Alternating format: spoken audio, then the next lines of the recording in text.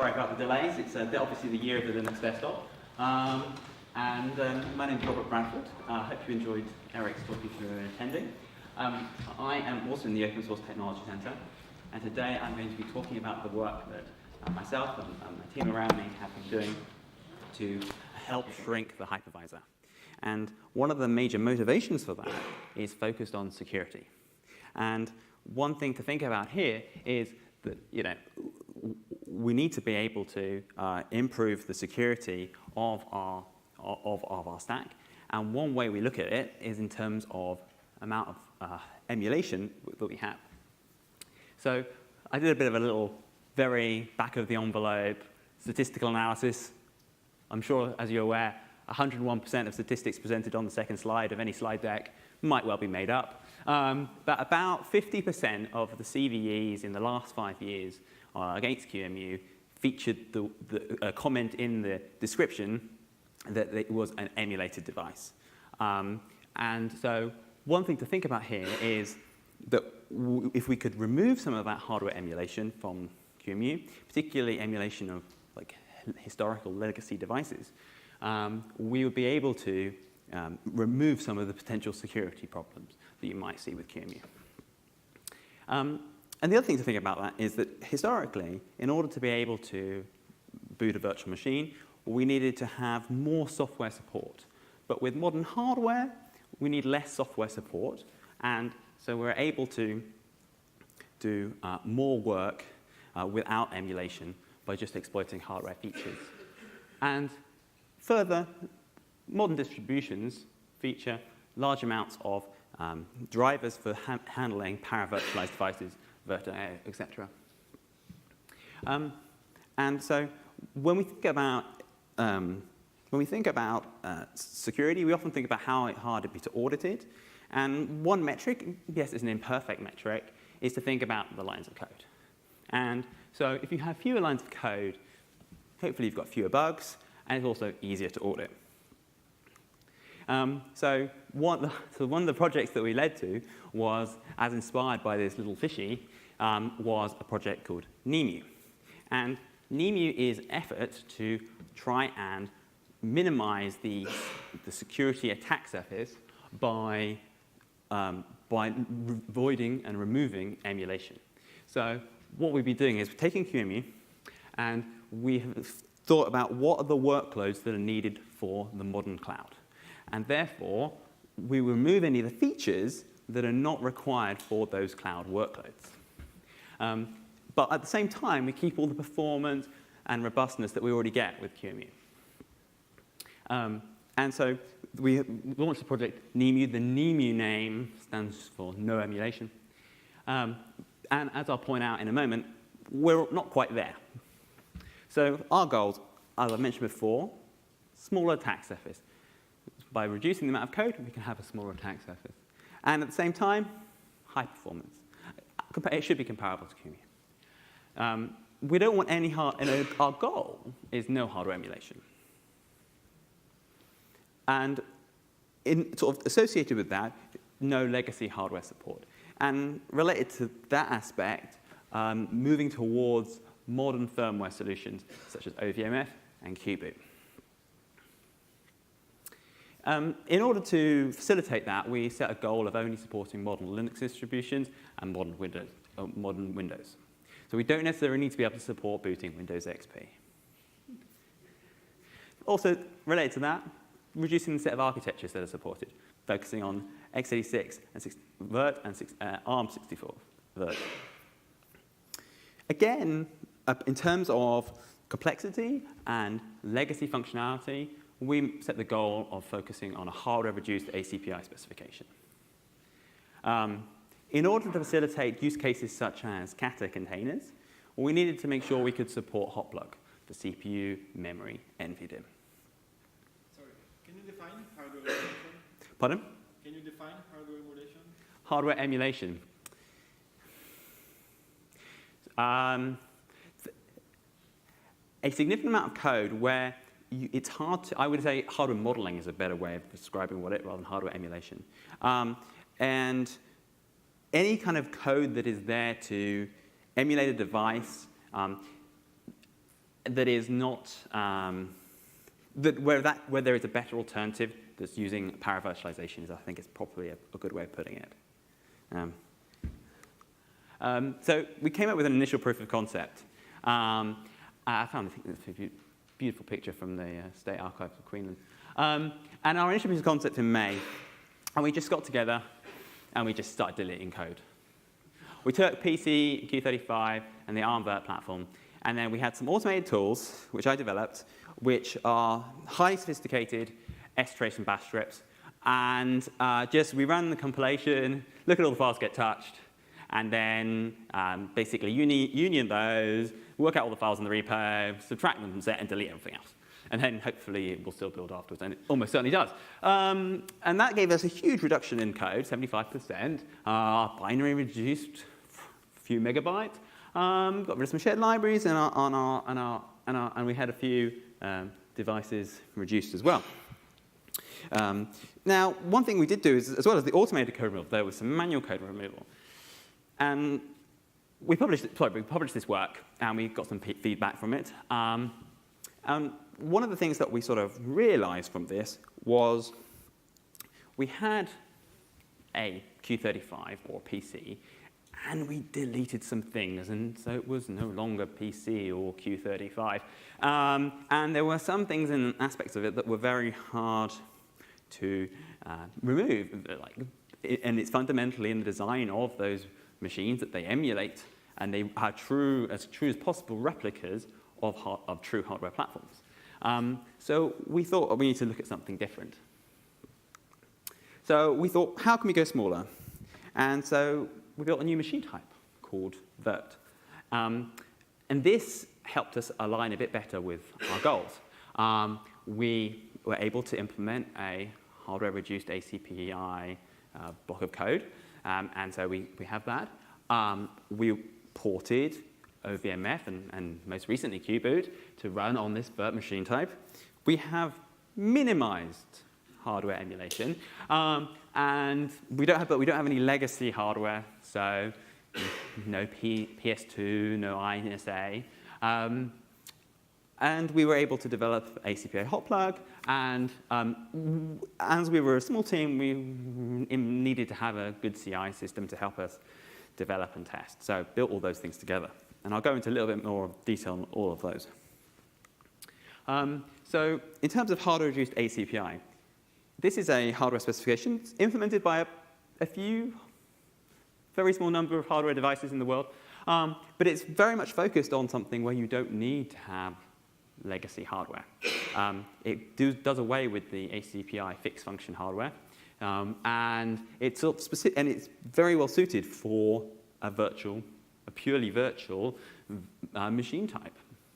And the code required to support it both inside the kernel and inside QEMU is significantly smaller. Unfortunately, you do require a kernel patch to be able to build this and use this inside in the Linux kernel, because the hot plug support is only available if you compile with config hardware reduced only, which is not useful if you want to have a kernel. So it's simple makefile change. We added a support to a firmware for UEFI, added changes to OPMF.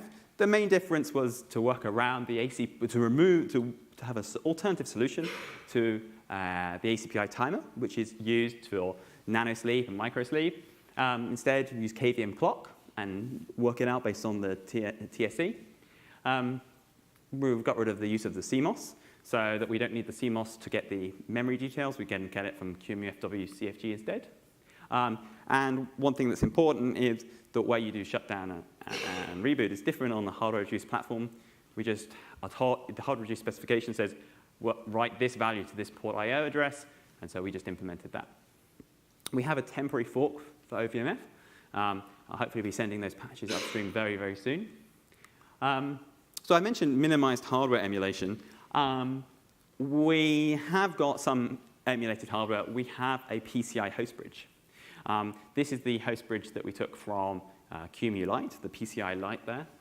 But it doesn't have any sort of chipset, so we don't have any chipset emulation like you'd get with Q35, where you've got the MCH and PCH. And so we offload as much as possible to the host kernel. So we've got use kernel IRQGIP, for instance. We do have a virtual device that sits on the QEMU sysbus for implementing the shutdown and reboot support. We have an implementation of Hotplug using purely ACPI, even for PCI, and this allows us to run Kata containers. So Kata containers, the most recent release of Kata containers, does ship with support for running alongside NIEM. So this is there not necessarily for cloud workloads, but more container abstracted workloads, such as Kata containers. And I mentioned before, we built a CI system running, and we have an automated tool, a test suite called NATS, which I developed which uses this library called GoVMM, and that's a wrapper around QMP and launching QEMU. And so we were able to test PC, Q35, and the ARM Vert systems and our new Vert platform. So we can check that when we're doing work to refactor, we aren't breaking other platforms. So as of status of today, we have this open source project. It's at github.com/intel/nemu. We have an OPMF fork temporarily. Hopefully we'll be sending those patches upstream, as I said. And we are able to boot any distribution that ships UEFI-enabled cloud images. So that's Ubuntu and Clear Linux. For Fedora and CentOS, unfortunately, the cloud images that they released don't support UEFI booting. But I have been able to validate that they do work absolutely fine if you install them using the installer using Q35 and then boot the resulting image using Vert. Yes, thank you very much. And yes, I was going to say that, and hopefully it's been fixed. And this work is published in our branch called Topic Vert x86, and that's the default branch on our Git repository. But can we go even smaller? So if you recall, we were talking about source code, lines of source code as a proxy for metric for security and attack surface. And it's only sort of a proxy metric. So maybe we could build on top of the work that we did before with code removal, but including the new Vert platform. So now I built a system integrated into our CI system that will do some of that work. But in order to make the most of that, we needed to improve some of the configurability of the build. So we have some patches in the tree that make more of the things inside the hardware directory configurable. So a few little things that where these are just mostly devices that assumes that they should be there, and instead we just need to put some more if-defs or make those more configurable. One of the big changes that Samuel was working on was that the ARM Vert platform pulled in TCG, even though it wasn't ever using any of the functionality from there. And so we have a little Vert makefile which defines all the features that we have in our Vert platform. So for the automated code removal, it's integrated to our CI system. And now when we do a build on the main branch, it will automatically do it on an ARM system, an x86 system, work out the union of the two files that are all used, run it through a script to delete any of the unused files, and then pushes that itself to another branch, which then triggers the CI system, and that will then validate that that code is correct. So here are some of the metrics that we have from our code removal. And as you can see, we roughly see about 80% decline just through purely automated code removal versus what we have in the default QEMU 3.0 tree, which is what we based our work off. And we see a sort of similar reduction in the number of devices that are in the model. So if there are any questions? Are you able to boot Windows yet? We haven't validated booting Windows yet. And in terms of moving... We're getting a microphone for you.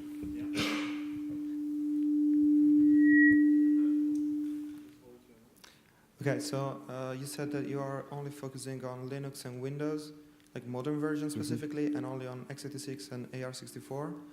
What about the likes of FreeBSD for the likes of BP64, S390? Like, are you making sure that eventually you will be able to add that back? Yes, so it would be the case of, it wouldn't be too much work to add those back, because it would just be a case of adding those to the set of things that we don't remove. As I said, the thing about the removal is a lot of that is a metric to help us understand what is compiled out of the build. Right. Now, I'm thinking more of not choices about, for example, using ACPI only, not locking you out of eventually adding back that stuff. Yeah, okay, I understand Like that, yeah. keeping that in mind. So when I mean ACPI only, it's the Vert platform that's ACPI. The ARM64 currently is using device tree. Okay, I think a successful fork is a fork that actually brings back all the interesting changes back to the original project. Do you have plans in actually identifying the interesting parts of your work and bringing that back to the QEMU project? Yeah, so we've already started some of the upstreaming work. So Samuel has sent a few patches already for the hardware-reduced changes, hardware-reduced ACPI changes. The stuff to do with QEMU, QBoot and OPMF will be happening imminently. I'm just waiting for a new PCID to use. So the split RQ chip was one of the reasons it was developed was actual security. So if you actually go back to the QEMU, the KVM RQ chip and kernel, like one of the reasons people didn't want to use that was because you're running more code in ring 0. I wonder what your thoughts are about that. That's a very good point. Yeah, I can understand that. I don't really have a true explanation for that, rationale for that. The people that we are working with feel that that is fine. Hi, can you please explain if live migration already works, or if it doesn't, is it on the roadmap? We haven't tested live migration. For the Vert machine type, there's no reason why it shouldn't work, but we haven't taken the steps to validate that yet. Thanks. Thank you.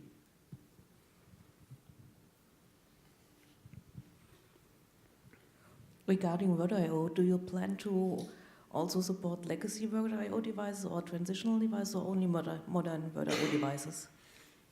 So we're currently using the Vert.io virtual device support in QEMU, and we haven't modified that. So if it does support the prior stuff before 1.0, then it will still continue to work. But we haven't removed support for that.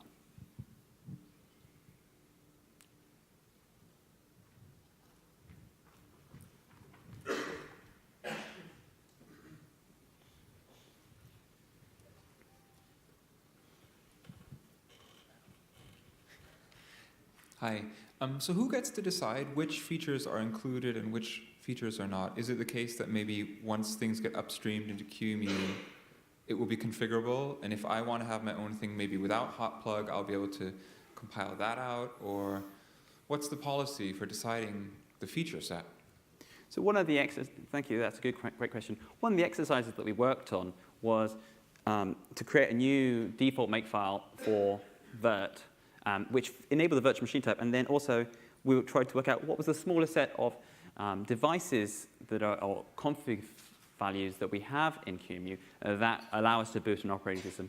And it was a great exercise because it showed that actually there's quite a lot in the default x86 soft MMU file that is like superfluous, should we say, for many modern workloads.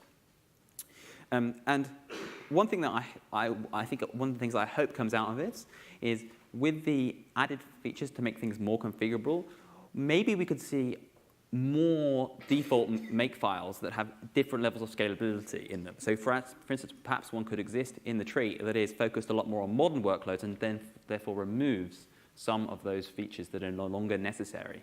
And therefore it would be the QEMU community to decide those sort of profiles. Currently, we just have one. Yes, it's quite straightforward to remove some things from there, but there are some things you can't currently remove.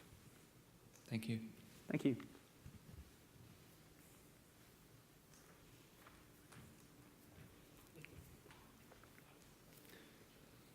Getting some exercise.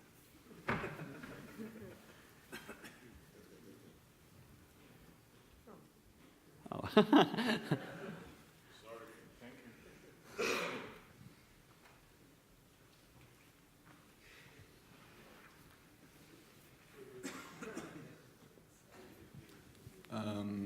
Okay.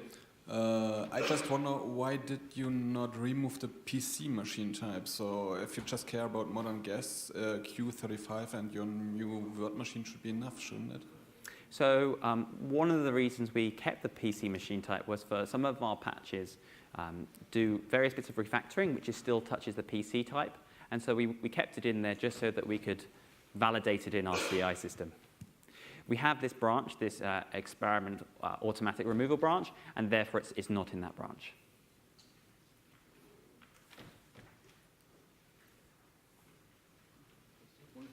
Oh. Yeah. Last question. Thank you.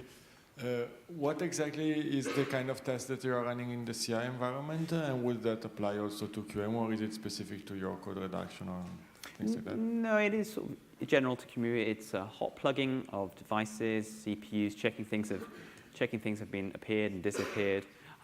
It's quite basic at the moment, but it is a little bit focused on areas that we have seen bugs in when we were doing our manual testing and development.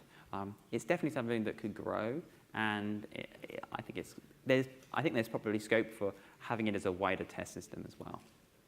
Functional testing is a fair way to describe it. Yeah, we have a new thing called acceptance tests, so probably your test could become acceptance tests. So if you have some kind of dashboard, it would also be added to the acceptance test. Cool, that'd be good. Great, thank you very much. Oh, thank you everyone. Thank you.